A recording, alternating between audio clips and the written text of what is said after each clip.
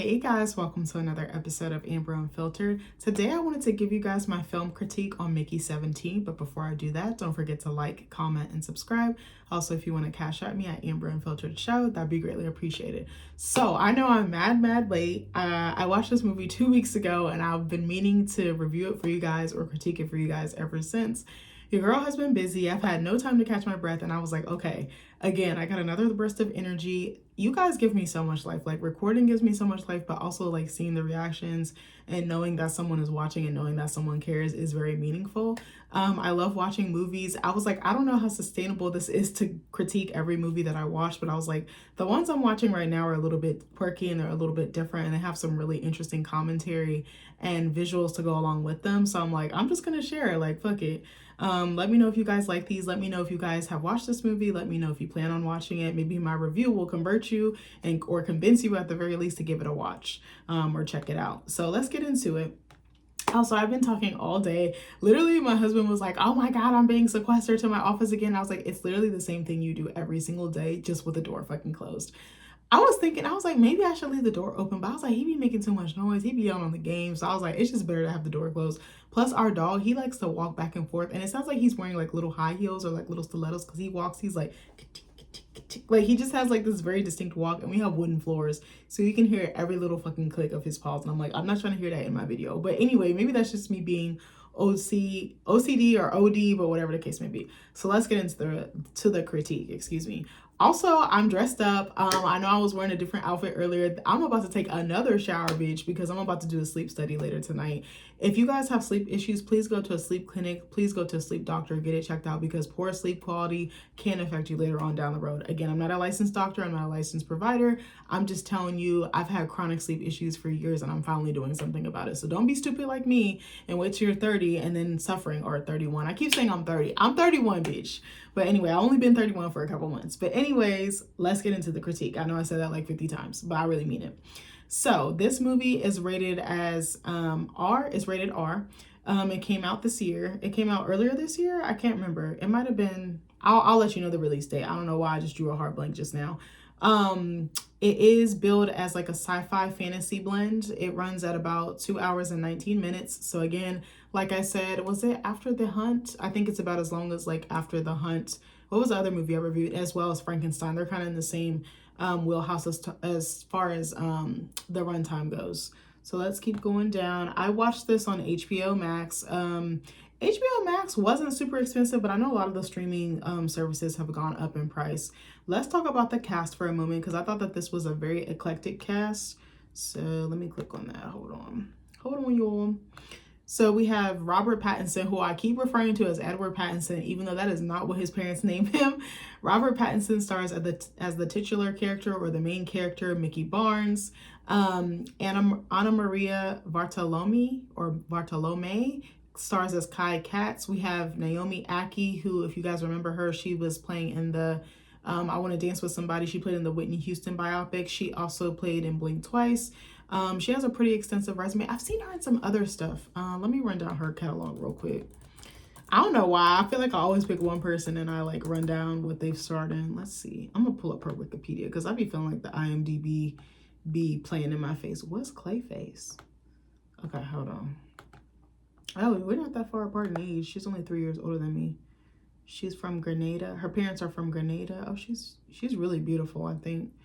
All right, so let's look at her filmography. It says, starting in 2015, I Used to Be Famous, 2016 in Lady Macbeth, 2018 in Yardie, 2019 The Corrupted, Star Wars The Rise of Skywalker, 2021 The Score, 2022 I Want to Dance with Somebody as Whitney Houston. She also starred was an executive producer on the project. She also starred in Blink Twice as Frida in 2024. She has a pretty extensive I Love Boosters. I think I heard about this movie. I think I want to watch that. Let's see what else. She's also starred in Doctor Who, The Five, Damilola, Our Loved Boy, Vera, The End of the Fucking World. She has a pretty good resume, and she also has done some stage work. So she's been in the game for a little minute, at least 15, 20 years, probably longer. We also have Mark Ruffalo as Kenneth Marshall. We have Toni Collette I don't know how to say her name. Ilfa. I don't know if I'm saying that correctly. Steven Yeun, who, if you recognize from The Walking Dead, he's Timo. Samuel Blanken as delinquent. What does it say? Delinquent Borrow. I don't know what that says. Sorry, I can't see it. But he also starred in Alien Earth, the series that I just did a quick video about recently within the last several weeks or month. Sorry, I don't know why I blinked so hard just now. So let me give you also the director and the release date before I give you the synopsis. So it was initially released on January 28th, 2025. Also, that's J. Cole's birthday. Shout out to him. Happy late birthday. The director is Bong Joon-ho, who also directed Parasite. Parasite is a really good movie. You guys should check that out. That movie actually did scare me. I'm not going to cap. Like, it really did fuck me up just because of the conditions of poverty that the family was living in. It just really messed me up in the visual imagery. Like, the imagery was like, it was seared into my mind. Like, that's the true testament of an excellent filmmaker, an auteur of his craft. So let's talk about, what was I gonna say? Let's talk about the screenplay was also by him as well. I don't think maybe I saw that when I was watching the credits, because I do look at the credits to see who like wrote the script. I want to see who directed. I want to see who cast. I know Carmen Cuba is a really popular casting director. I want to look her up. Hold on, I'm being nosy. She's done a lot of casting. Some of your favorite work she's probably done. Oh, she's beautiful. I'm about to show y'all a picture of her. I don't know why I randomly remembered that. I know I just watched Stranger Things with my husband and my, I was gonna say my niece, my cousin. She basically is almost like a niece/sister hybrid. She's beautiful. I don't think I ever knew what she looked like. She does really excellent casting. I saw her name in the credits for Stranger Things, but I was like, I've seen her name in a lot of movies, a lot of projects. She casts really, really well. She didn't do the casting in this, I don't think, but I just randomly remembered her. But let's talk about the synopsis. So it says, a disposable employee is sent on a human expedition to colonize the ice world, Niflheim. I don't know if I pronounced that right. I don't remember how to pronounce it. My bad, y'all. After one iteration dies, a new body is regenerated with most of his memories intact. So this one made me have some questions about ethics, similar to After the Hunt, but also similar to Frankenstein, because over his body, it's like, even though he signed up for this, I don't think he realized the extent of what he was doing and how draining or exhausting that would be and what it would cost him, having to reprint. He basically is like 3D printed over and over and over again. Like, it's insane. He's reprinted like 17 fucking times, which I was like, that is so unethical for so many reasons. And he's like considered the bottom of the barrel, the like bottom of the totem pole. Okay, so let's get into it. Did this premiere anywhere else? Oh, it premiered in the UK on February 13th, February 28th in South Korea, and then March 7th in the United States, and maybe it hit streaming later this year. Okay, the box office didn't do too great, but I think it was still an excellent film. The budget was $118 million, and the box office return was $133.3 million. It's really hard to sell a movie and to really get asses in seats. It's really difficult in this time and age. I do want to shout out the person who did the cinematography, because I think it was beautiful. Some cinematography. I also really love the special effects. The cinematography was done by Darius Kanji. I don't know if I said the last name correctly. It was edited by Yang Jin Mo. The music was done by Jung Jae Il. The production companies that helped with this were Warner Bros. Pictures, Plan B Entertainment, Offscreen, Kate Street Picture Company. And it was distributed by Warner Bros. Pictures. So let's get into the plot. Also, if I'm jumping all over the place and I'm not saying stuff in order, please don't eat my ass up in the comments. I am not perfect. I'm human, okay? I'm going to do my best to give you an excellent critique, though, or as good of a critique as I can give you. Also, I'm rushing again because I have a sleep study after this and I need to get ready for that. Did you fucking know that you can't use lotion? You can't use oil in your hair because they have to put the sensors on you. I was like, bitch, lotion? No lotion. I was like, I'm going to break out in hives. Let me tell y'all some tea real quick before I get into the plot. I remember one time, okay, so I'm about to tell y'all a secret. My husband gonna kill me, but Buddy does not use lotion. He white, so it's a little bit different. He half Italian, but he's still white. So bro, he does not use lotion. I remember one day, and I've been on his ass for years. We've been together 7 years, going on 8. I've been on this man's ass. I'm like, bro, you need to use lotion. I was like, you don't want to look like a crocodile leather handbag in the Coach 2026 spring collection, bitch. I'm trying to tell you. So girl, one day he was like, babe, you should take a shower and you should not use lotion. Why the fuck did I listen to him? I don't even know, girl, but I'm about to tell y'all all my tea. So girl, I tried it, bitch. I broke out. I was so itchy. My skin was so dry and it was so itchy. I was like, girl, I'm melanated. I can't be acting like white folk. I was like, what's wrong with me? Like, it was so funny, but I was like, it never ends. So here I am again. I guess there's another situation where I'm not using lotion, but I was like, never again. I was like, I hope I never have to do a sleep study ever again in my life. But anyway, I'm just letting y'all know. So if you ever do a sleep study, they want you to take a shower. You can't lotion. You can't use any oil, no perfume. They don't want your skin slick because your skin, the sensors need to stick to your skin.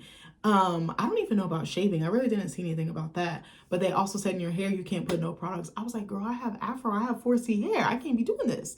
The lack of moisturization is just really sending me here. But anyways, let's get into the movie. So the year is 2050. So it says in 2050, to escape the global reach of a murderous loan shark, Mickey Barnes and his friend Timo join a spaceship crew. I was trying to say spaceship and crew, and I said spaceship crew. Ship crew, I don't know. Spaceship crew to colonize the ice planet Niflheim. Also, it was kind of funny. So they're like back on Earth, and they open this macaron like cookie shop, and they can't like keep up with the payments and like the expenses it takes to run this business. So they go into business with this loan shark who basically is like, I'm gonna kill you if you guys don't pay up. And the guy from Alien Earth, Kid Cavalier, is in there, and he's like getting his ass tore up because he didn't pay his loan either. So they're like freaking out. So there's this like new program being deployed for basically an expendable. It's an expendable. Sorry, I thought I had the wrong word for some reason. And basically you can get reprinted and you can die as many times, and you're just supposed to be there for the well-being of like the ship and the crew and the people on it.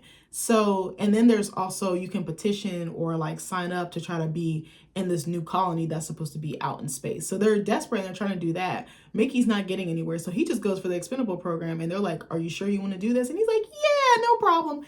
And let me, I'm sorry, this is going to sound so fucked up. Mickey is slow a little bit. I'm sorry. I know that's not the politically correct term. He missing a couple of light bulbs. He missing a couple of screws up there, but he's so like lovable. He's like an idiot savant.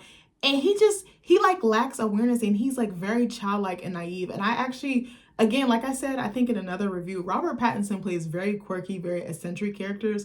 Even in Die My Love, in this movie, like he just plays these really wild left field characters. And I'm like, is he weird a little bit? I was like, he weird a little bit. I'm sorry, I'm gonna say something. You know what? I'm gonna not say that. I'm gonna be good. I'm gonna act right just for y'all. But anyways, so he's like, yeah, sign me up. I don't think he realizes like the repercussions of what he's doing. And like, he's just like, I need to get the fuck out of Dodge. I need to get this loan shark off my back. I can escape him in space. Like, he'll never find me there. And so he just takes the opportunity, and they're like, okay. And they basically show him the machine, and off he goes. So he gets signed up right away. So Timo becomes a shuttle pilot, and Timo ain't shit. He's always throwing Mickey under the bus. He always is looking out for himself. And I was like, what type of fucking friend is that? Some of these characters are total douchebags, and I was just like, I don't understand. So he becomes a shuttle pilot. Mickey becomes an expendable. So an expendable is basically, again, like I said, it's a controversial job. It's kind of like looked down upon. Some people are for it, some people are against it. It's kind of like that middle of the road type of thing. You either are or you're not. It's an acquired taste. So basically it involves extremely dangerous tasks, with death resulting in a new clone of Mickey with restored memories being created throughout a process called reprinting, like I said earlier. And they have him doing wild shit. Like sometimes his fucking hand falls off, sometimes his face burns off. Oh, I'm just using that as an example. I don't remember that actually happening. There's just like so many montages of this man just dying, and they're like, what's it like to die? Like everyone's making light of this, and it's like an ongoing joke, but I'm like, that's actually not funny. Like, he chose this, but I don't think he chose this. Like, I don't think he really, again, he didn't have the logic and reasoning, and he didn't have the maturity and like the full comprehension skills to really see the extent of what he was signing up for, what he was going to put himself through and his body through. And that made me think of body autonomy, because I was like, this isn't ethical, yet he signed up for it. So it's like, can you take your consent or permission back when you sign up for something and it's not something you actually wanted? I think yes, but in certain instances, it's almost like damn near impossible. So I really love the commentary about that. That was like one of the first things that I noticed while I was watching this. It's like, is it ethical? Is it right? Is it wrong? Is it somewhere in the middle? Is it that gray area that you can't quite navigate? It's not in color. It's not in black and white. It's just somewhere in the middle. And I actually think that this is such a different project from Parasite. I actually love that this director is kind of doing a little bit of everything. He's kind of just like hodgepodging it, and like his catalog is going to be miles long. I think it is pretty extensive, but actually, let me look. I'm sorry, I'm getting distracted. I want to see what movies. I want to see what movies he has because I'm not super familiar with him. I only know Parasite. I just remember it sweeping award seasons. Oh, he has another movie called The Valley Out. Okay, he's got some. I don't think I knew he did this. So I'm looking quickly. He did Parasite in 2019, Mickey 17 in 2025, Memories of Murder in 2003, Snowpiercer, the show in 2013. Or is it a movie? The Host in 2006, Okja in 2017. Mother in 2009, Barking Dogs Never Bite 2000. So he kind of, it seems like he might kind of take some breaks here and there, but he's making movies is a labor of love. You really gotta love what you're doing because that, I'm sure there's so many little things that can go completely wrong and ruin a whole set and ruin the whole shoot. So that's pretty hard to be in charge of a whole production like that. And of course you have people to assist you, but even with that, it's still probably pretty difficult. You know, the elements, technical difficulties, budget. I mean, there's so many things, conflicting schedules, shoot days, you know, reshoots. There's so many things that could totally go left. So again, my hat's off to directors, my hat's off to anybody who works on movies, whether you're a small fish, a big fish, or a middle fish, or whatever the case may be, or a medium fish, I should say. So during the voyage, because they're like out in space, a romance develops between Mickey and a security agent named Nasha. And Nasha is played by Naomi Ackie. Let me give you a picture of her. I loved her character. She was probably my favorite character out of everyone. She was just so badass. And I was like, leave it to a Black woman to fix everything and to figure shit out. I think this was so cute. Here's a little picture of them. She's really cute. I actually really loved her hair in this movie. I want to say something that is kind of controversial too. I feel like I didn't like her styling in Blink Twice. I mean, with the hair, I don't think that the hair or the wig framed her face well, but I think the braids or like the twist that she has here are very fitting for her. I don't know. She just looked really pretty. Okay, I don't want to say she didn't look pretty with the other wig. That's not what I'm saying. It framed her face better. I feel like the wig didn't really do anything for her. I don't know. Even, I'm going to show you a picture of her when she's not in character. She looks beautiful here. She's also built. Her body is tea. All right. So let's get back to the movie. Okay. So it's funny. The scenes between Mickey and Nasha are so funny. Like, I think Nasha really loves him and she kind of likes that he's like an aloof, like goofball. Like, it kind of fits because she's so serious and hard ass and like kick ass, and he's just like very soft. He's kind of ditzy, kind of wanders into stuff, but they pair very well together.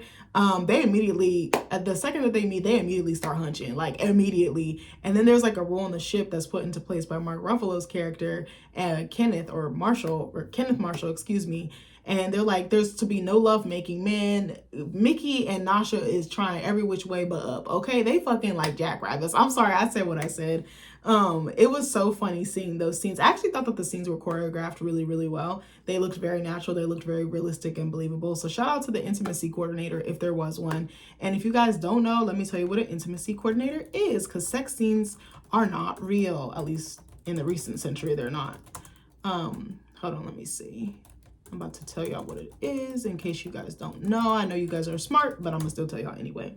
So I looked up what is an intimacy coordinator. An intimacy coordinator is a professional who choreographs and manages scenes involving nudity and simulated sex to ensure the safety, consent, and comfort of actors on TV and film sets. They act as a liaison between the actors and the production, establishing clear boundaries and communication to ensure informed consent and help realize the director's vision within those boundaries. Their work includes rehearsing the physical actions, coordinating with other departments like wardrobe, and ensuring only essential personnel are present during filming. I actually really love that they have these because it is very key and is very crucial, especially for the sanctity of the art, but also the safety of the actors.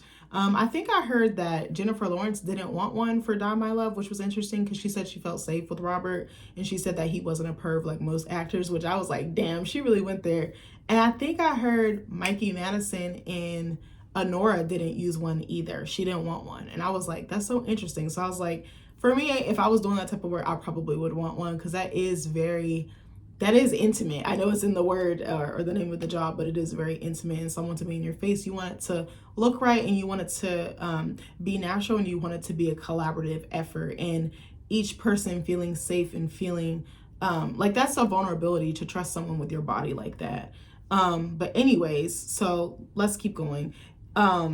Actually, I was gonna say one more thing. I had PT today, and again, I'm not telling y'all for what. You could probably guess, but I had PT, and I was like asking my PT about like what she was doing, because she had done something. She said she mentioned it, but honestly I didn't remember. It was so much information, and I was like, I wanted to ask you a question, but I kind of waited to the end of the session. And she was like, you can ask me anytime, you can stop and interrupt me anytime if you have questions. And I was like, well, I trust you, you know, you're helping me with something very personal, very private, very intimate again. And she was like, you know, thank you for trusting me with your body. And I thought that that was very interesting. And again, she's a female physical therapist, but I was appreciative of her saying that and her like honoring that, I think is what I wanted to say. So anyways, Mickey and Nasha are just fooling around, fucking around. And I thought it was interesting that they said no lovemaking and no reproduction on the ship, but they was fucking left and right. I actually thought that they were going to get in trouble for that. I wanted to see if there was going to be some consequence or some type of punishment for that, but they didn't really get in trouble, which I thought was kind of weird. Hold on one second. I need some water. Hold on one second. I got my guava Sao Paulo. I think I had this in another video. This one's good, but again, it's very light. I've actually never had guava in real life, so maybe I need to try that first. All right. So it says 4 years later, the spaceship arrives at Niflheim. After experimenting on and sacrificing multiple iterations of Mickey, the ship's scientists develop a vaccine for the planet's pathogens. So the 17th Mickey is sent to capture one of the native life forms dubbed creepers, but falls into a fissure or like a ditch basically, but it's like an ice ditch.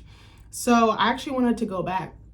The beginning of the movie starts with Mickey in this like little ice ditch or whatever, or like ice cave, and he's like stuck there, and Timo comes by and he basically leaves him there to die because he's like, you're gonna die anyway, so there's no need for me to like, he basically sped up the process, in other words. So the movie starts off with that, and then it goes back in time to show how he ended up there. So then it kind of circles back to this. And I love when movies do callbacks like that. I love flashback sequences. I think that that's a really effective storytelling method, especially when you're going back and forth in time. But I think you have to make sure your timelines don't overlap in a way that takes away from the story and distracts the audience. And I think that this movie does a really great job of doing that. So we see Mickey back in there in the cave, and he's trying to get one of these creatures. And I actually want to show you what this thing looks like, because it was kind of interesting looking. They were very, I was like, oh my God. I was like, they're like hideous but cute at the same time. Let me see if I can find a picture. Okay, I'm gonna show you it. I mean, it's a very odd looking thing. I'm about to show y'all. Now he got the sword. Where did he get the sword from? Hopefully y'all can see that. All right, so that's what the creepers look like. They're kind of cute though. I don't know, they're like ugly cute. I like ugly cute stuff. Do y'all like ugly cute stuff? I like taking ugly stuff and making it cute. I don't know, something wrong with me. So anyway, so he's supposed to be finding one of these creepers. He gets stuck, and he's shit out of luck. So the creepers start coming out, and they're like, hey, well, if it's up, then it's stuck. And they actually don't eat him. They don't like what's the thing, not antagonize, they don't attack him, they don't do any of that stuff. They actually help him and spit him back out up into like above ground. And so what was I gonna say, and in the process Timo gets what was I gonna say, he steals Mickey's flamethrower, because he's like, well, you're gonna die anyway, like you're good. But yeah, like I said, the creepers swarm Mickey, but instead of eating him, they carry him to the surface. So Mickey goes to the ship, and he's like, oh shit, there's another version of me printed. It's number 18. So he was supposed to be dead. They had already printed him out without confirming that he had actually died. And that's the thing, he really was expendable. And let's talk about for a moment what the word expendable means. I know what it means, but I can't like explain it right now. All right, so let's look at it. So it says expendable, of little significance when compared to an overall purpose, and therefore able to be abandoned. And they really did treat this man like that. So other words similar to this could be dispensable, replaceable, non-essential, inessential, unimportant, unnecessary, unneeded, disposable, throwaway, single use. And they definitely treated my mans like this, and I hated that. Actually, even sometimes in the like lab sequences or montages where like they would show them reprinting another version of him out, the way that they neglected him after so many versions of him have been printed really pissed me off. Like, he'd be coming out the printer and like he would just keep coming off the conveyor belt, and like his limbs, like his arms and stuff are just like falling out, like just balls out, just fucking ass cheeks out. They just like did not care. He slumped over on the floor. Like, I'm like, damn, they did not care. Or he was like getting jammed in the print. Like, it was so ghetto. I was like, oh my God, they treated this man like trash. And there would be like a whole team of scientists. They'd be looking at a phone or some type of electronic device, watching a video. They were just so neglectful of him. There was only one scientist that was like really nice to him. It was a girl. I don't remember her name, but she was really sweet and took tender care. And she would be like, hey guys, like, get up. You don't see Mickey on the floor. Like, they just treated him so poorly because I think, again, he was like a bottom feeder in their opinion. They're like, well, he's going to die. So it was like he wasn't even human to them. I think that was the part that really bothered me, because I was like, to me, he's still human in some sense. Like, even though we know he's going to die, he should still have a good quality of life. You know what I'm saying? Like, that was really, that really pissed me off as a viewer, because I was like, why are they doing my mans like this? So then he finds the 18, and the 18's like, bitch, you gotta go because you're supposed to die. So I think, let me see. Yeah, I think he tries to kill him. But in the middle of this, this movie is so wild too. It's like very quirky, I will say that. So the expedition's leader, which is like the ship leader, he, or maybe, I don't know if he's a captain, but he's like leading the charge on this mission, is played by Mark Ruffalo. I don't know how I feel about him as an actor. He plays really interesting roles. I don't think that I liked his portrayal of the Hulk. I don't know. I have like such a sentimental attachment to Ed Norton's version of him, so maybe I'm biased and I'm probably not the right person to ask. But I didn't like this character. It felt like a caricature of like a political figure or like a wealthy billionaire or like a wealthy public figure, and it didn't feel genuine. You know what? I'm gonna say something else too. I think Toni Collette, she also plays very quirky characters. I just watched her in that show on Netflix. What the hell was it called? Wayward? I'm going to tell you about that real quick too. I know it doesn't exactly relate to the movie, but I'm about to tell. That show has so much potential, and it dropped the ball for me. Have you guys ever watched that show, Wayward Pines, with Matt Dillon? You should watch that show. It's an older show. I think it came out like 2013, 2014, 2015. That show is so good. So Wayward is about a small town cop who suspects that the local school for troubled teens and its dangerously charismatic founder may not be all it seems. And she plays like this cult leader who like abuses kids and like does fucked up shit to them. But anyway, I don't know. I didn't like Toni Collette's performance in this either. I don't really care for her as an actor. I feel like that's so wrong. I know she's very accomplished and she's played so many different characters, but I actually feel like she plays the same version of herself over and over again, or the same version of other characters over and over again. This felt like another version of the character she played in Wayward, honestly, just like super out of touch. You know, presenting like she's nice on the surface, but really has an evil or sinister agenda or like an ulterior motive underneath. Very like quirky, eccentric. I was like, I would like to see something different from her. I know in Hereditary, she kind of plays a little bit of a different character.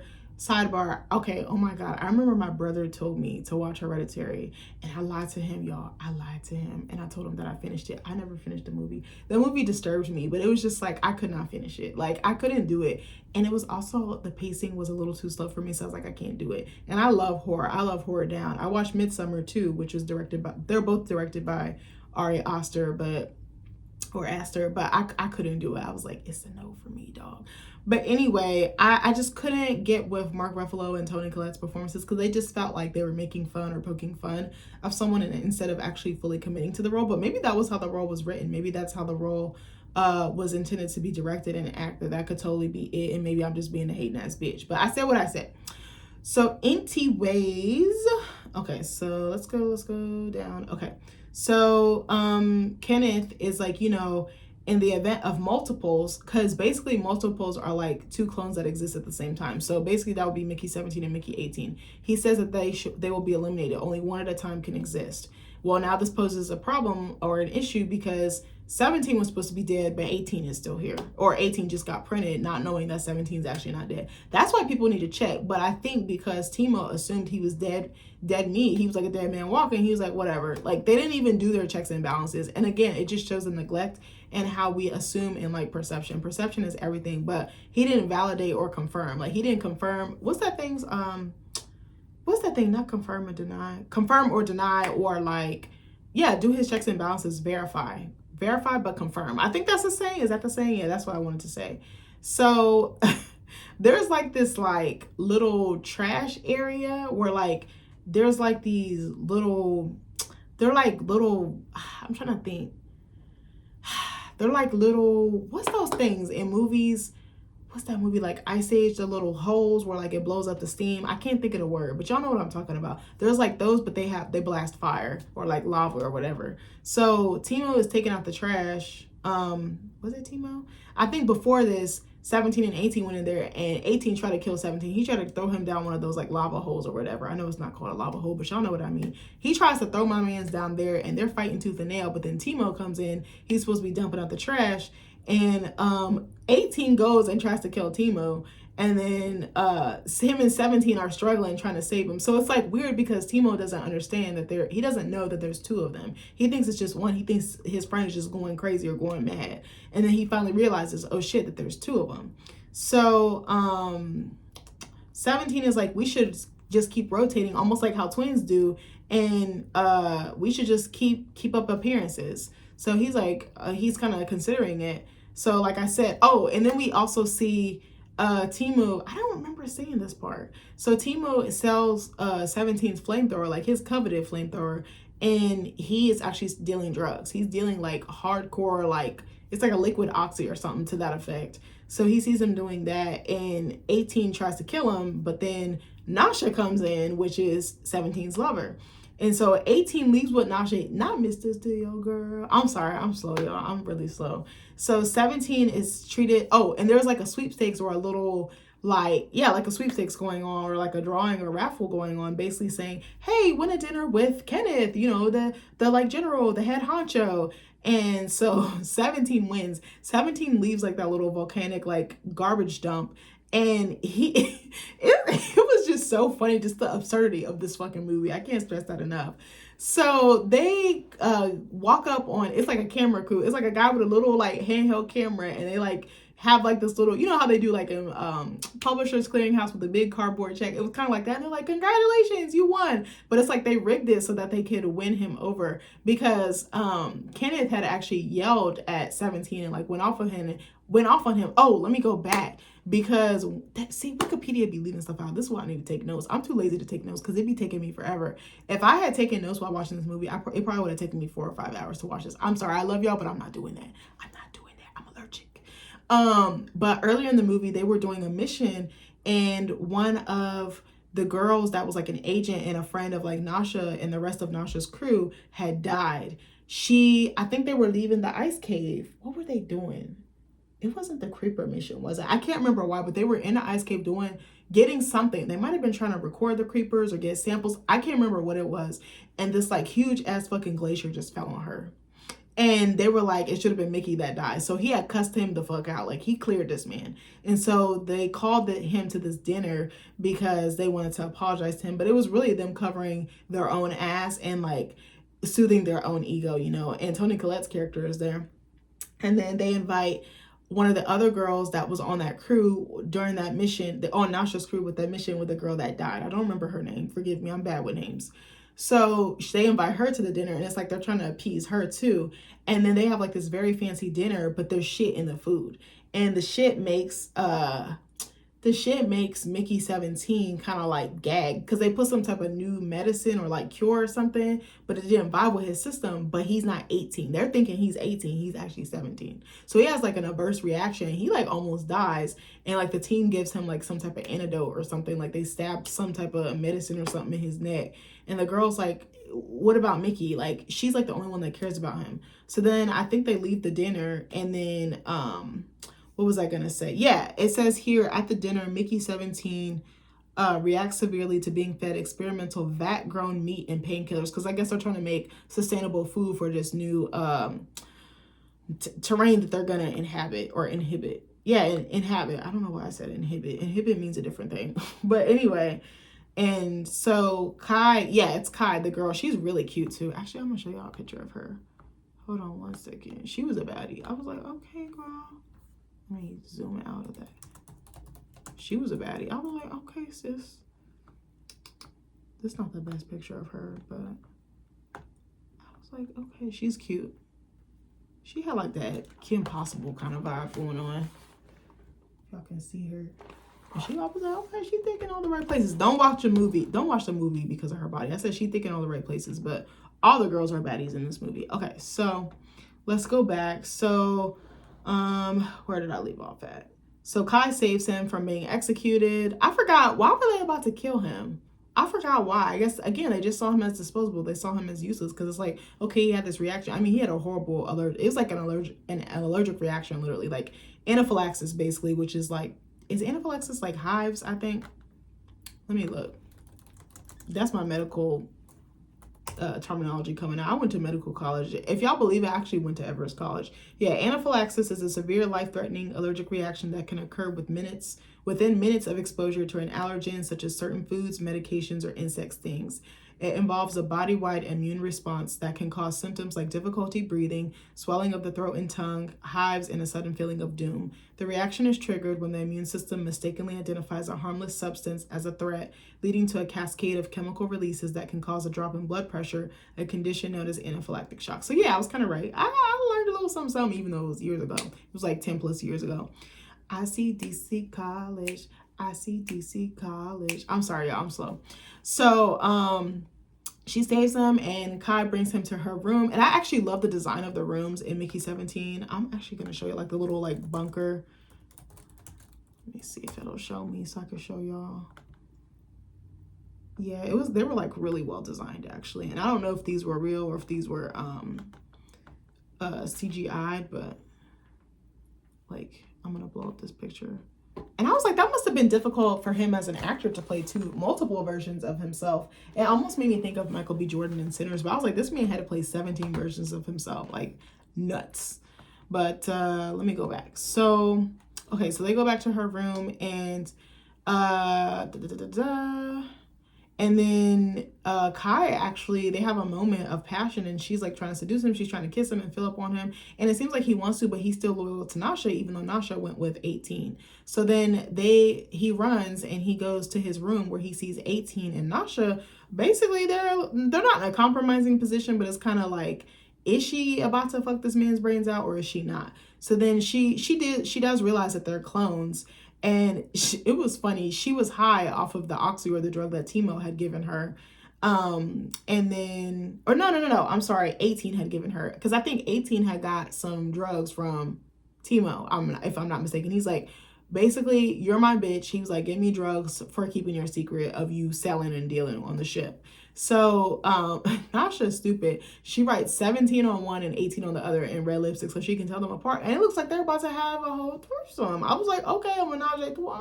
A menage a trois. I was like, okay. I was like, this movie's going there. I thought because I was like, y'all was showing it all and the hunching and the titties. I was like, okay. So, what was I gonna say? I was like, they're not holding back in this movie. So she accepts it and she's like, I'll deal with both of y'all. Like, I'm cool. But you can tell she still has more of an emotional connection with 17. I think 18, it was just a physicality and just like a lust. But I was like, girl, like, you need to be faithful. Like, why is you knew that I was 18 because he was like, Nasha, what are you doing? And she's like, oh yeah, I know it's 18. Like, I know it's not you. So Kai stumbles across them and because she comes to the room, I guess, to try to like talk things through with 17. And she's like, I'm about to report y'all. Cause she's like, having clones is illegal. And she's like, y'all not about to get me in trouble. So then Mickey tells 18 about the dinner accident or incident. And 18 is like, I'm about to go kill Marshall. I want his head on a platter. I want his head on a spike like Ned Stark or whatever. And he's like, there's a public ceremony that they're going to have too, that Kenneth is going to have with like his subjects or his crew or whatever, and unveiling like the rock to basically commemorate the expedition because they have to make their new surroundings livable. Basically, it almost reminds me of the 100. Have y'all ever seen that show? I'm about to tell you about that too. I know I keep getting off topic. My bad, y'all. I swear I mean no harm. That show was fire. I actually really want to go back and watch it. This joint came out in 2014. It had 7 seasons. I don't think I knew that. I think I stopped at about, was it season 2 or 3, maybe 4? I feel like I stopped about season 3. I love that show. Let me tell y'all what it's about real quick. It's on Netflix. I remember watching it on the CW when it premiered, and I love the actress who played Clark, Eliza Taylor. So it says, when nuclear Armageddon destroys civilization on Earth, the only survivors are those on the 12 international space stations in orbit at the time. 3 generations later, the 4,000 survivors living on a space ark of linked stations see their resources dwindle and face draconian measures established to ensure humanity's future. Desperately looking for a solution, the Ark's leaders sent 100 juvenile prisoners back to the planet to test its habitability. Having always lived in space, the exiles find the planet fascinating and terrifying, but with the fate of the human race in their hands, they must forge a path into the unknown. That show is so fucking good. Maybe I need to go back and watch that. I really want to go back and watch that, and I really want to go back and watch Reign because I never finished Reign. But anyways, let me go back to the critique. So, what was I gonna say? So he decides to kill Marshall. 18 decides to kill Marshall because he's so pissed about what he did, and about what he did to 17. And then 2 baby creepers. Oh, so they're having the ceremony, which is like being televised or whatever, or live streamed, and 2 creepers, like little baby ones, come out of the rock as Marshall or Kenneth is doing his speech.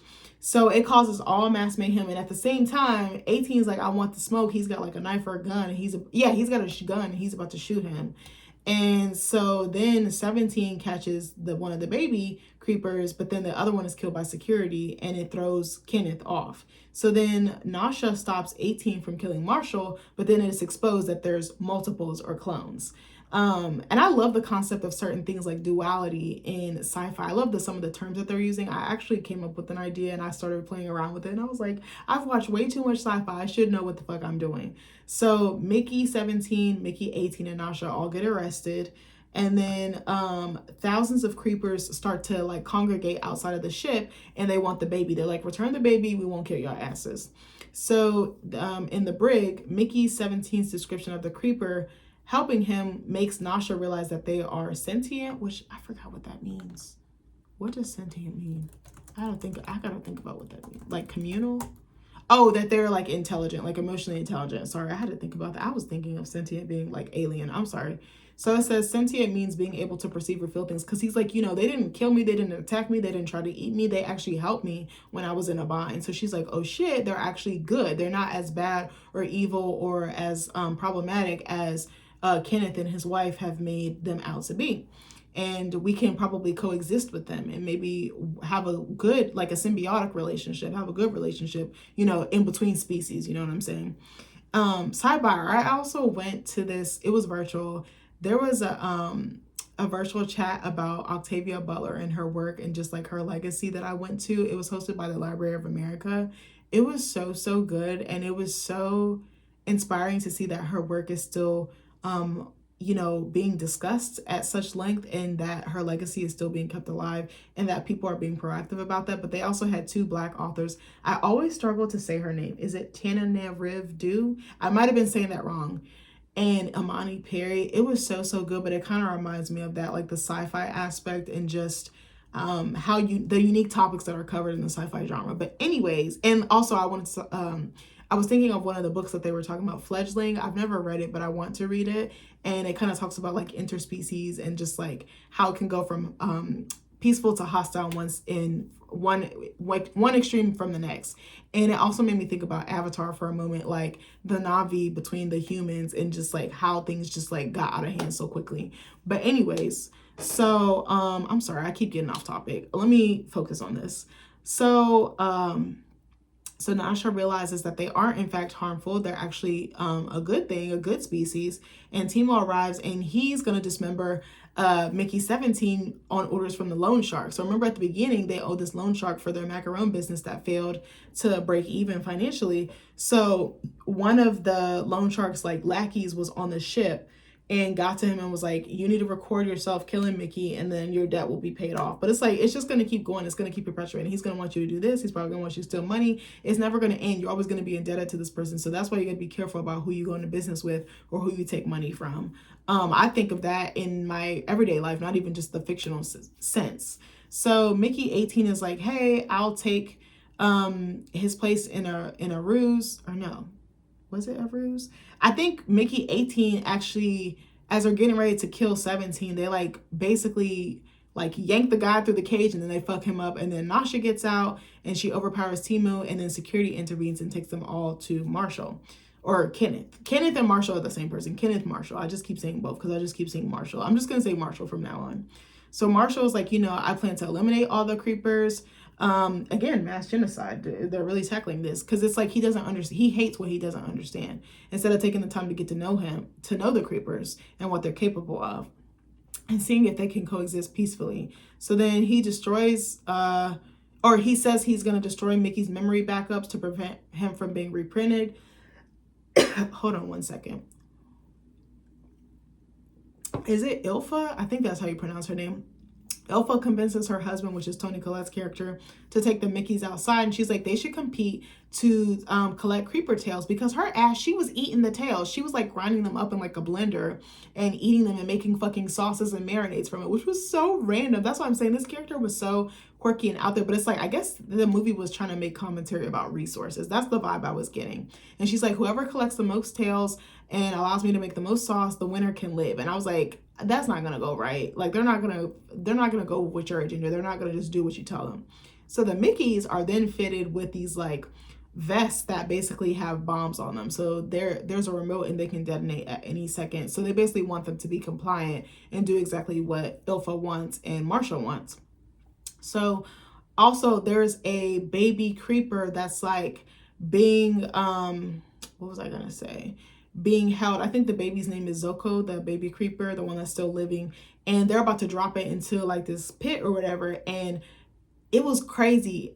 Kenneth like released it because it was like on a rope and made Nasha go get it. Nasha reached with her teeth and she's just holding it this whole time. I was like, this movie is so crazy. So once they're outside, the two Mickeys, 17 and 18, are looking for the creeper's leader, like the mama bear. And then Marshall follows up with this kid. So they're trying to find the mama bear. They find her. They're trying to communicate. And also one of the scientists gave the Mickeys a translation device so that they could talk to the creepers, which was pretty cool. So that kind of helped us as an audience figure out what was being communicated, how this plan was going to unfold, or if it was going to deviate from the actual original plan. So then Marshall comes out with his security team to eliminate them. And I knew as soon as he went outside, I was like, he's dead. He's going to die. So then he wants to eliminate them because they're not complying and they're trying to find a workaround so that they don't die, but also so that they can save the creepers. And they're like, they're trying to warn the creepers, like, you need to get away from the ship because they're hell-bent on killing you.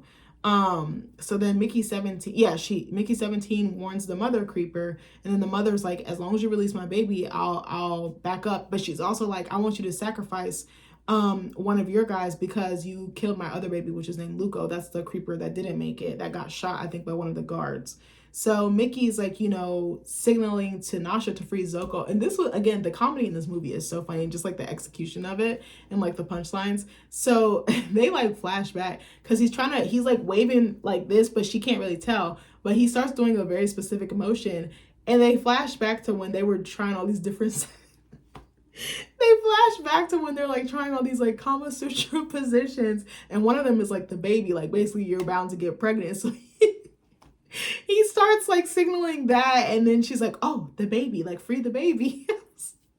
I was so fucking weak. I was like, this movie is insane. So then yeah, so I think Nasha gets free, or no, what happens? I don't remember. I was gonna say YouTube. Wikipedia kind of worded this weird, so I don't remember. Forgive me. I watched this movie like 2 or 3 weeks ago, but this was a really good movie. So she takes Ilfa hostage to basically ensure that the baby gets released, and the security agents start to rebel against Marshall and his lackeys or whatever, and you know, they start to see that Ilfa and Marshall are kind of like two toxic leaders and that they should basically be overthrown. So it's kind of implied and shown discreetly that they're going to go against them.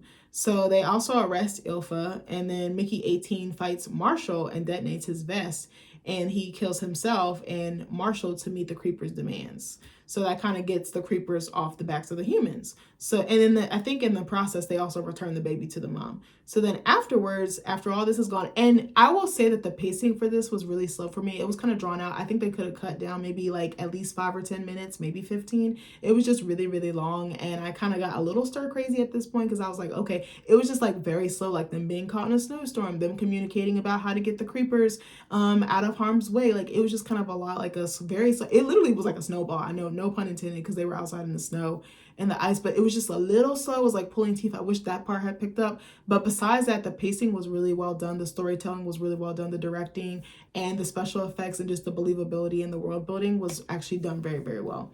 I actually think that they did a better job than Frankenstein, but maybe that's just me. There were some things that Frankenstein did that I was like, oh my God, they excelled. But there was something more compelling to me, but I also really do love sci-fi. And I said I might be biased too because I don't like period pieces. I don't like historical Victorian. That's not really my thing. I think the optics of it are gorgeous. It just doesn't resonate with me entirely anyway. So then afterwards, Mickey 17 and the rest of the expedition make peace with the Creepers. Marsha and Ilfa's collaborators face justice, and Ilfa ends up taking her life. So then the loan shark associate attacks Timo, but Timo kills him in self-defense, and then he goes on trial, but then he's freed. Nasha joins the colony's leadership council. She rises up through the ranks, and then they have like a little ceremony, and they actually break ground, and spring comes, and it's not cold anymore. And they basically, plant their roots, basically. And she does a ceremony, and she's like, we're going to ban expendables. We're going to like make this a free society, a free world. And she calls him up, and he destroys the cloning device, and it ends the expendable program. So overall, I really, really enjoyed this movie. I would probably give this an 8.5 out of 10. I really, really enjoyed it. It was a very interesting ride. Again, when I first saw the trailer, I was like, I do not want to see this movie. I was like, I'm never watching this. I don't know what it was. I think I actually watched a review, but actually ever since I did that Mystery Movie Monday, I've just been opening my horizons, like expanding my horizons. And I'm like, all right, I'm just going to watch a bunch of shit and just talk about it because what else do I have to do with my life? But anyways, also because I'm not in school. When I'm back in school, the video's not going to be videoing. I'm telling you now. They're going to video, but not the way you think. But anyways, so what was I going to say? I really liked Robert Pattinson and Naomi Ackie's performances. They were very believable. I think they had the perfect amount of chemistry. I think they made some really strong leads. I didn't care too much for Mark Ruffalo and Toni Collette's performances. I know that Mark Ruffalo and Toni Collette are veterans in the game, but I actually think Robert Pattinson could almost be considered one, or is gearing up towards being one. And Naomi Ackie's been around for a hot little minute. I wouldn't entirely call her a veteran, but I would call her somebody who's definitely has some skin in the game, some cinematic skin in the game. I actually like the casting for some of the supporting characters like Timo and Kai and stuff like that.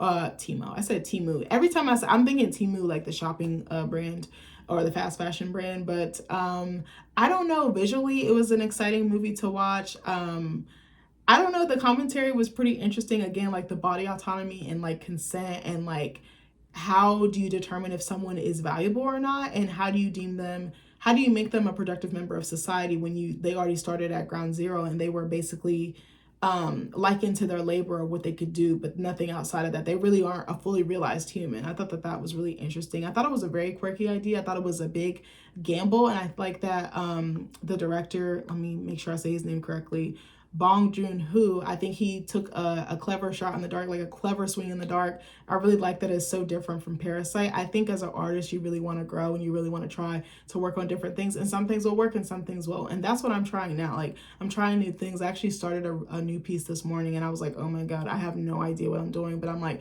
I'll just keep trying. And if it doesn't work, it doesn't work. It is what it is. But the least I could do is try. But that's how I am. I want to grow. I don't want to keep writing the same body of work. I want to make sure every piece stands alone and every piece has its own voice, its own style, its own vision, and its own message and presentation. So I really like that he did that. I think the casting was really well done. I think, again, like the visual special effects were really well done. I think the story and the script are pretty tight. I don't know. I just really enjoyed this for some reason. I always have loved sci-fi. I've always loved things that are not of this earth or are in different dimensions or in different universes or different time periods. So again, I probably am a little biased. But I don't know. You guys should give this a watch. If you're looking for something a little bit different, something a little bit left field or a little bit out there, I would say give this a chance. I don't know what I'm going to watch next. I thought about watching Eddington, but I've heard like not so favorable reviews. But I was like, I kind of like movies that are polarizing like that. I actually think I might watch Superman, which I did not want to watch. I don't really like Superman. He's not my favorite superhero, but I think I'm going to give it a chance. And there was another movie. There's some old movies that I want to watch. Children of Men by Alfonso Cuarón. I think The Talented Mr. Ripley with Gwyneth Paltrow, Matt Damon, and is Charlie Hunnam in it? I want to say he might be, but I could actually, let me look. I literally have a whole laptop here. What was the movie? The Talented Mr. Rip. I actually really like watching old movies. I don't know. Nick has kind of gotten me into that. He's got me watching all this stuff. No, Jude Law. I'm sorry, I was mixing it up. Jude Law, Kate Blanchett, Philip Seymour Hoffman, rest in peace.